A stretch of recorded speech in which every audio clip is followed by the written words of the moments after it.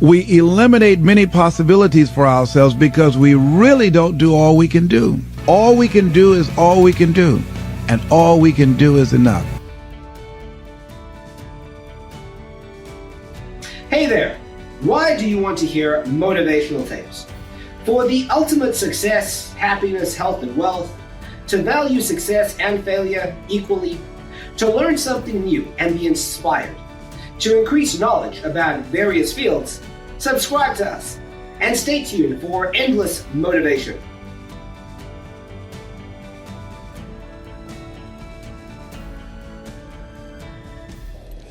I want you to think about 3 major goals that you'd like to achieve.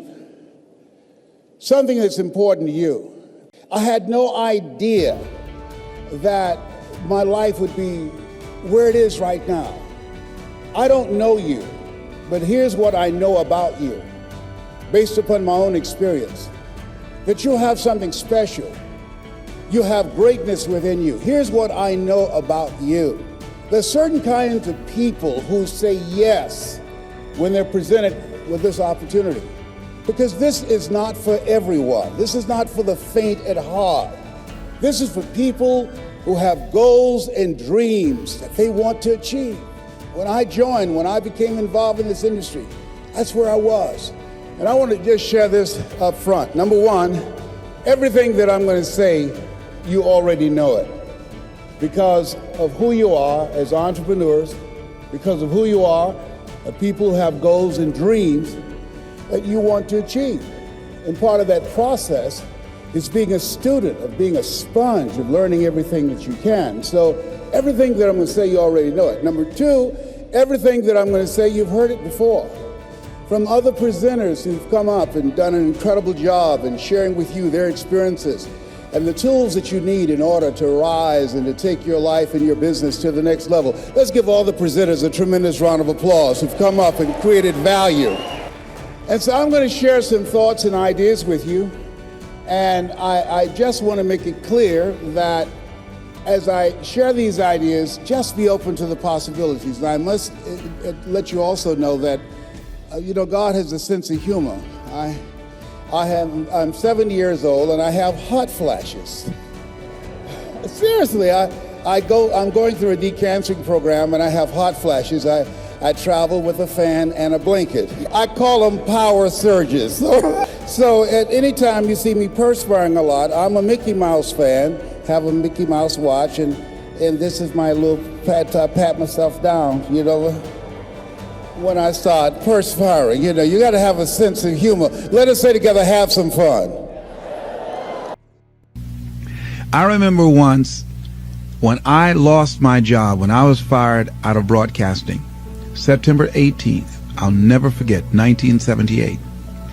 I was behind in my house notes, and my house was up for foreclosure. I did everything I could. I had borrowed as much money as I could borrow. I had talked to family members and friends. I did everything I could, and I couldn't get enough money, being unemployed for several months, applying for job after job after job, and couldn't get a job. I couldn't get enough money to save the house, but I never felt, and this is very important, the feeling that I had, I never felt that I was going to lose that house. I wanted that house. And so what I did was very uncanny. I released it. I did the best that I could. And at that time, with the limited money that I did have, I decided to take a trip with my family to Miami to go down and spend time in the sun with my children and my wife. We caught a Greyhound bus from Columbus, Ohio, and we went to Florida. By the time I arrived on the day that the bank was to foreclose at 12 noon on the house, I got a call from one of my former assistants who went by the house and called me and said, "Les, it's an emergency. Call Columbus right away." I did, and Carolyn Sloan said, "Les, you won't believe this. You have a check from the Internal Revenue Service on your income tax." And it was enough to pay the house notes, and I had money over. I never received a refund prior to that time, or since that time. And I did not lose the house. So there are things that we don't know or understand, but we do know that if we do certain things, that things begin to happen that's in our favor, that shows that the universe is on our side. Everything that we're seeking, I believe that if we begin to align our thoughts with action and be relentless, don't try 2 or 3 things or 15 or 20 things, but 100 things, 500 things if necessary, 10,000 things as Edison did if necessary, until we find a way out. Many of us, we eliminate many possibilities for ourselves because we really don't do all we can do.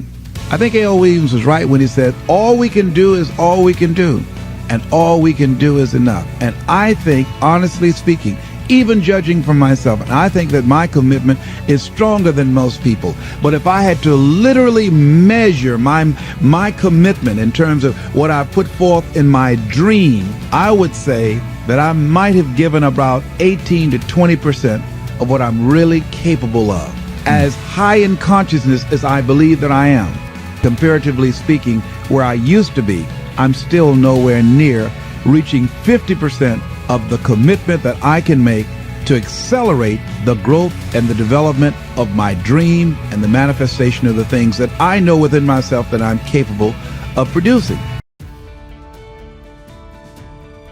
When you start to build yourself up and start to have the one thing that we don't have is confidence. Yep. Real, authentic confidence from hard work. Everything else goes away. You no longer look to other people for your self-esteem. Validation. That's right. Or, yeah. You now know. I walk in a room now and I know the hours and years and decades I put into David Goggins. That's something, it's not on the wall. It's not a trophy on the wall. It's not a medal around your neck. It is actually a feeling in your heart. And people go, why don't you ever smile? I don't have to. Yeah, I do have a stoic look on my face. I'm a very focused person. But the feeling I have in my soul and in my heart, that's why I don't need to smile. I don't need to smile. I don't need you to look at me and say, oh my God, you look happy. Because half of us aren't happy. We're giving you something that we think you want to see. I don't do that anymore. I don't care how you perceive David Goggins. Because through my journey, I figured out the one piece I was missing. I thought it was cars. I thought it was women. I thought it was money. I thought it was everything. The one piece I was missing was me having the courage to face myself. And once you do that on a daily basis, it's not about the running. People are going to be, you about working out. Where I got my work ethic from was the hours I had to spend learning this. When you sit down and you're not smart, and you have a disability, and you still want to be in the top of your class, I didn't want to just get by. When I realized that I can learn through hard work, and I can beat the valedictorian in school if I got put in 10 hours more a day than he does. You know what kind of strength comes from that? When you're sitting down, that guy, that valedictorian studied for an hour, and you know I caught you, and I am dumb, but I have the work ethic to catch you. That's where David Goggins got really invented, was at a kitchen table with 20 spiral notebooks that were empty. And then 3 months later, they were full. And when you can go through that, I still have them in my storage unit. You go through these spiral notebooks of your life, and you realize this is how I learned. This is unbelievable. There's no miles. It's not about the miles. It's that, having a discipline every day to say, for me to learn this one math problem, it's gonna take me 10 hours. Wow. And that's where and you realize through hard work, you can outwork anybody, no matter how badass they are. But that's the part people don't want to dive into.